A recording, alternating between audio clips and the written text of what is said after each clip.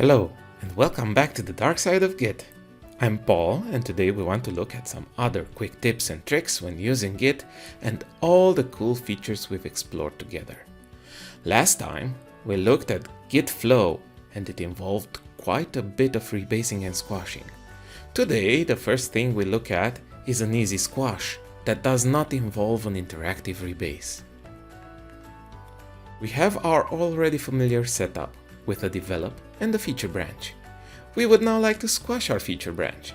Normally, this would be an interactive rebase, which entails editing a file to say what to do with each commit and what the final commit message would contain.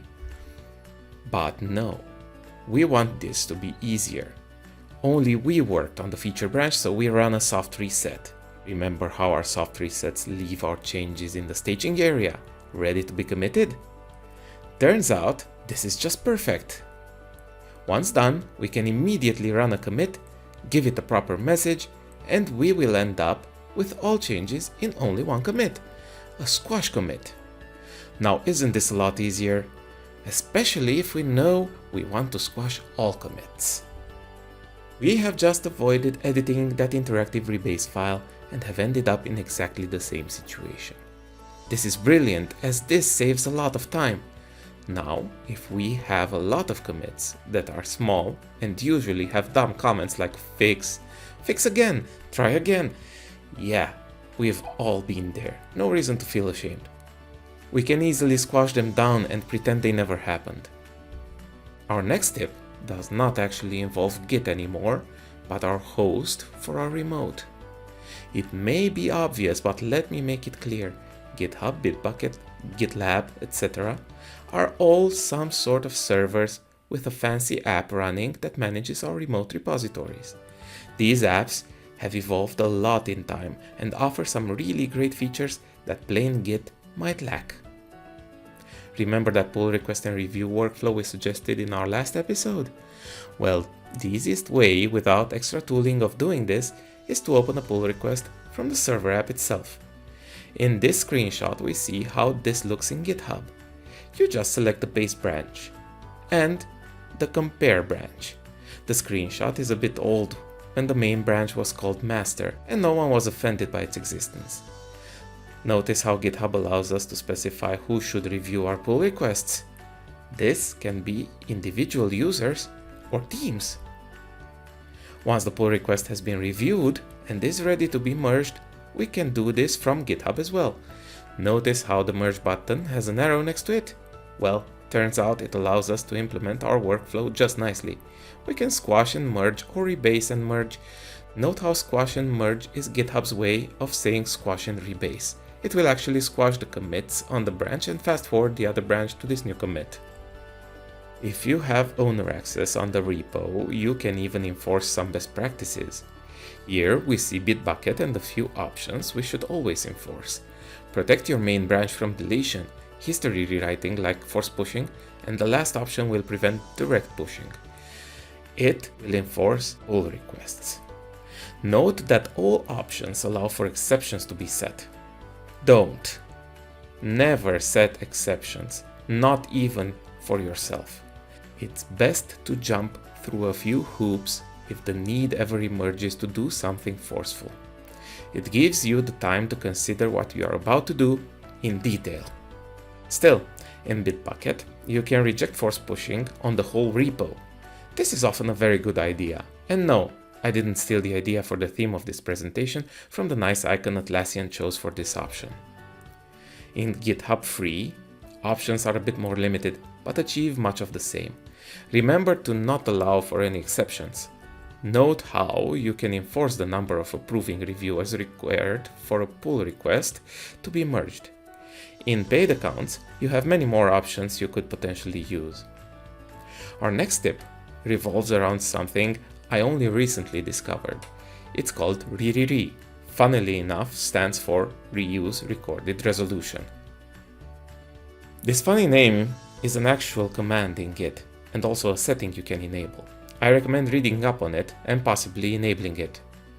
What it does is record resolutions for conflicts on a file-by-file basis. It also allows you to replay these resolutions if they ever re-emerge. Remember how a rebase forces you to fix a potential conflict multiple times? Well, enabling RERERE might just save you. You record your first time resolving the issue and it gets reapplied automatically every next time. Even better, you could do a merge in your branch. Yes, a normal merge, fix all the conflicts, reset the merge, and then rebase reusing your recorded resolutions. Now this I call magic. Wow.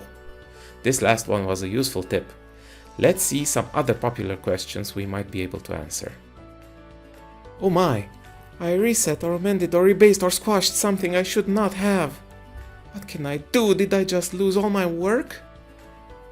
Well, not necessarily. When you start out on the path of ruining your Git history, it's always a good idea to write down the hash of the commit you are currently at.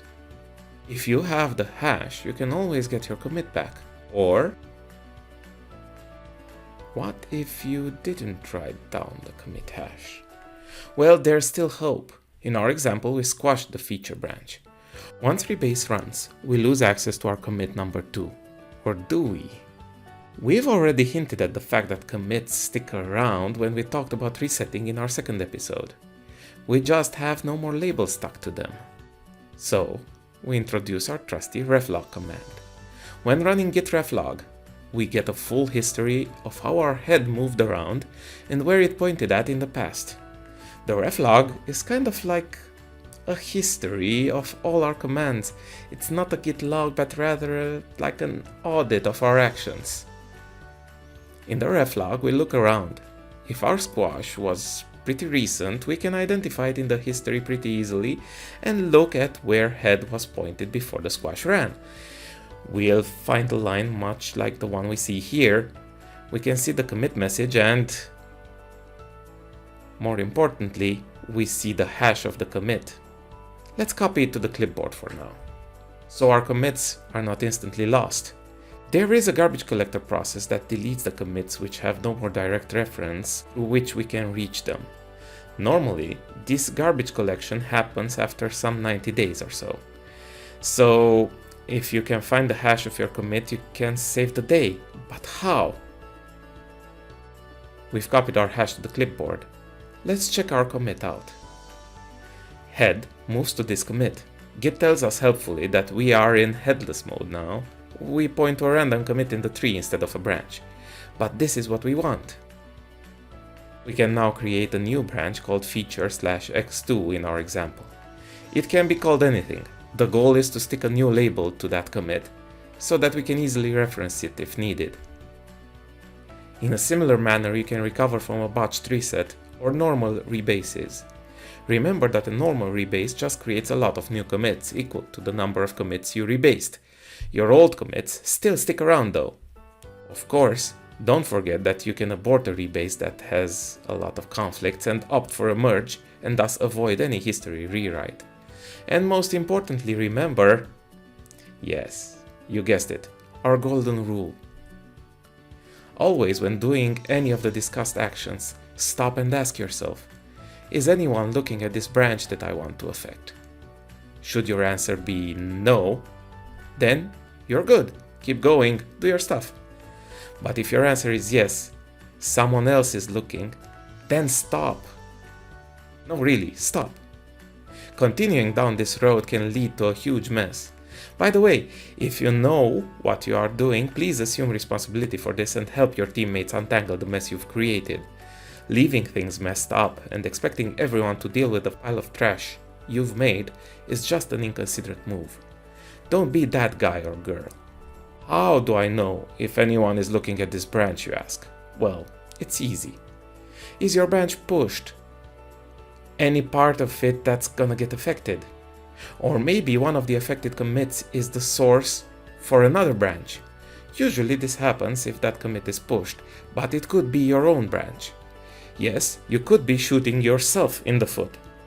If the answer to either is yes, then someone else is looking at that branch. So stop. Do not continue doing what you are doing. Research better ways or just drop it. No one is going to kick your butt if you leave a small mess in Git history. But many people might wish you were dead if they have to fight their way through a merge because of you. Don't risk it. You never know when one of them finally loses it. Keyboards are more painful than they look. This was some trip we've been on. We've seen a lot of pretty advanced stuff and some pretty basic stuff too. I really hope you've enjoyed it and found it useful. If you did, please subscribe to my channel and expect more content soon. My name is Paul Negoescu, and I thank you for watching my series on the dark side of Git.